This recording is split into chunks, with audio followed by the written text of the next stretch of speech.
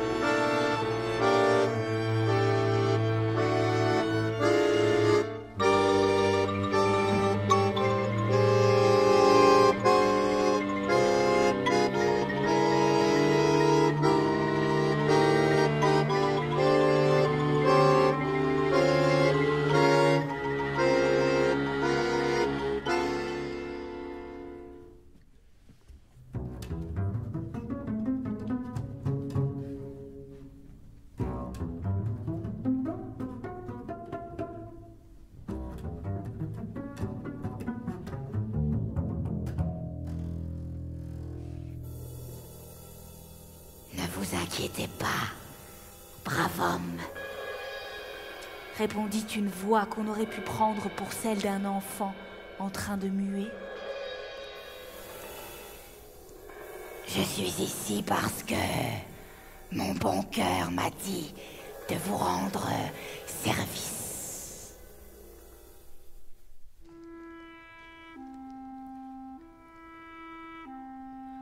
Blanche, pareille aux statues, semblant glisser sur le sol, ne possédant pas de visage mais une face lisse comme les galets longtemps frottés par la mer, apparut la mort.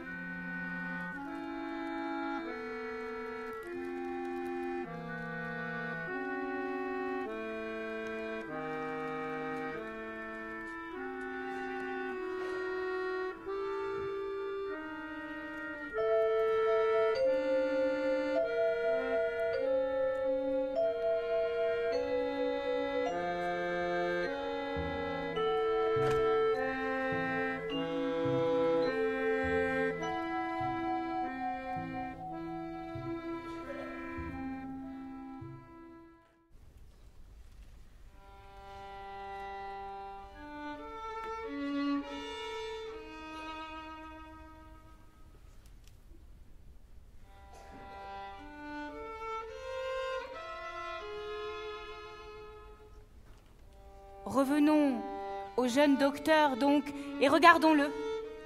Il est admiré, courtisé, fêté. On dit qu'il ne se trompe jamais, qu'il sait au premier coup d'œil si son patient va guérir ou mourir.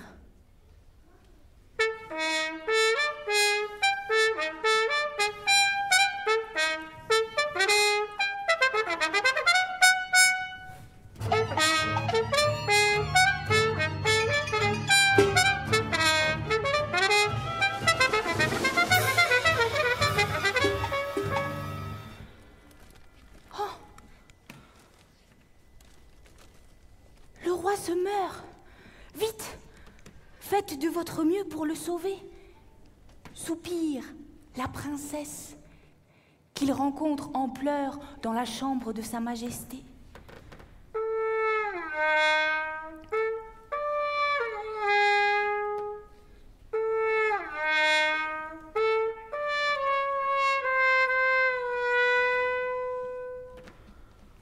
D'un geste bref, le médecin tourne le lit.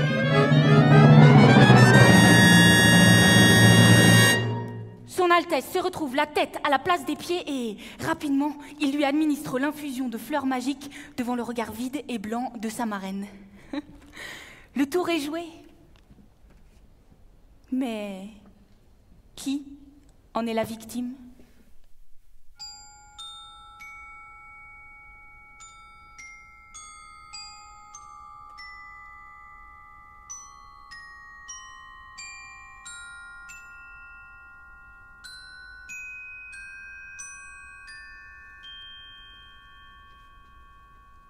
Tout allait donc pour le mieux. Mais pourtant, car le pire finit toujours par arriver lorsqu'on s'y attend le moins, la princesse tomba malade.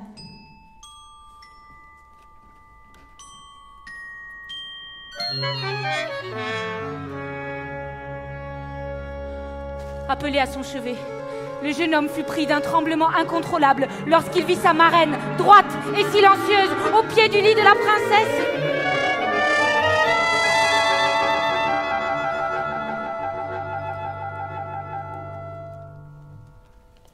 Qu'auriez-vous fait à sa place?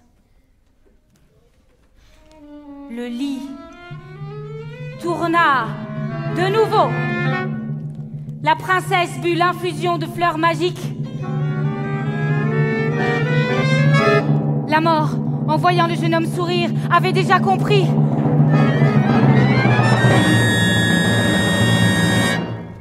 Elle disparut avant la fin de ce retournement désastreux.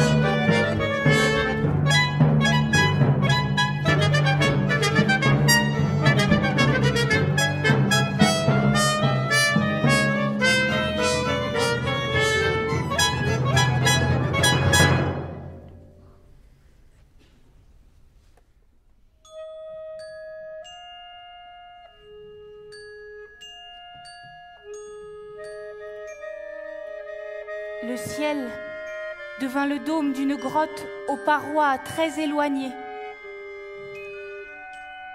Dans cet antre gigantesque se tenait, à des hauteurs et des distances variées, une quantité innombrable de chandelles. Toutes les bougies n'étaient pas de la même taille. Certaines se trouvaient presque consumées, tandis que d'autres venaient tout juste d'être allumées.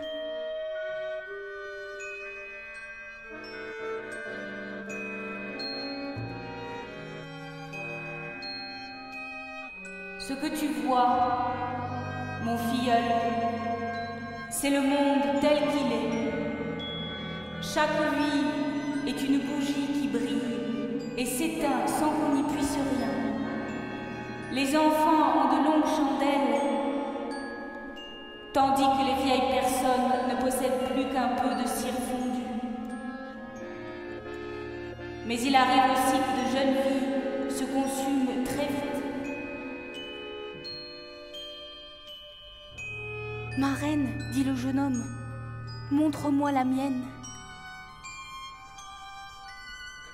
La voici, répliqua la mort. Et elle désigna un tout petit bout de chandelle sur le point de s'éteindre. Et celle de la princesse ? Demanda le médecin, qui savait très bien ce qui l'attendait. La voilà, près de son père. Les deux bougies paraissaient de taille à brûler encore longtemps.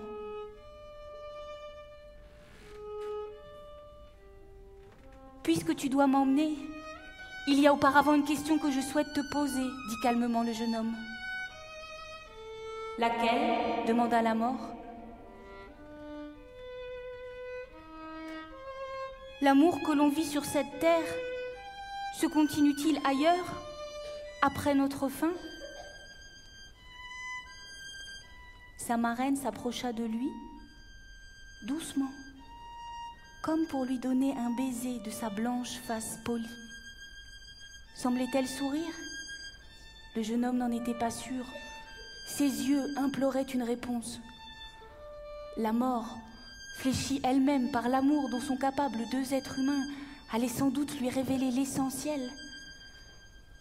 De la bouche de Pierre naquit un souffle semblable à la parole des hommes. Le jeune homme n'entendit pas de mots, mais sentit un filet d'air couler vers sa chandelle que la mort avait saisi sans qu'il s'en aperçoive.